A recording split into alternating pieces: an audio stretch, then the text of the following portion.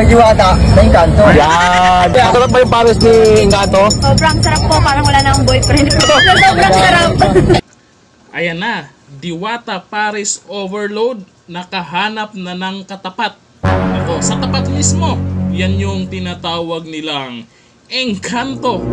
Nako, kung may Diwata Paris man, may engkanto Paris sa tapat mismo sa Diwata Paris Overload. At nako, pinipilahan na rin daw.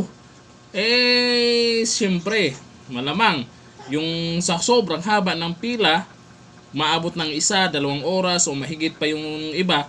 Kung sa sobrang gutom, kung sa tapat naman ay ganon, masarap din naman yung pares, siyempre lilipat, tatawid yung iba dyan. Kaya malamang itong engkanto Paris Overload ay nakilala ng dahil kay Diwata. Kasi kahit sino naman kung gutom na ang importante lang dyan ay nasaksihan nila kung gaano karami o talagang nasaksihan nila na dinudumog talaga yung Diwata. Itong engkanto, napakaswerte nila. Nahatak sila ng dahil kay Diwata. At isa pa, dahil sa mga food vlogger, siyempre, binablog na rin sila.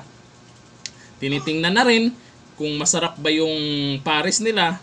Pero siyempre, masarap. Masarap yung mga pares talaga. Yung mga nagsasabing hindi, ay walang yun. Gusto lang yun magpapampam. Kaya yung lugar dyan ay bandang huli magiging parisan na yan. Mayroong magtatayo sa unahan kasi dinadayo na sila. Yung iba kasi dyan gusto lang masaksihan yung talagang, o ang iba gustong makita, yung mga fans ni Diwata gusto lang makita. Kung nagugutom sila, pwede naman kumain sa kabila, wala namang problema kay Diwata yun.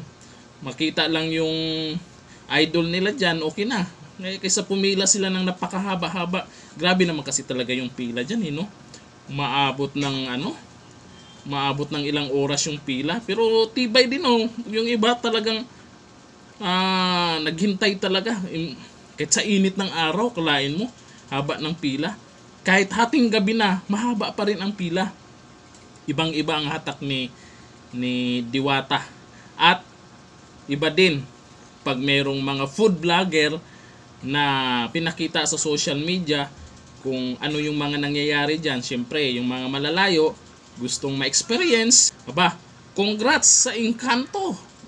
At kayo ngayon ay sumasabay, nakipagsabayan na sa Diwata Paris Overload. Sa mga hindi pa nakapunta dyan, sa Pasay lang naman yan. Pwede nyong puntahan para masaksihan at matikman kung gaano kasarap yung mga pares dyan. Tsaka abot kamay at tsaka mura lang pangmasa talaga yung presyo. Alam mo nyo naman sa bilihin ngayon nagmamahalan. Kaya sa pares pa lang pwede na, masarap pa. 'Di ba? Busog ka na.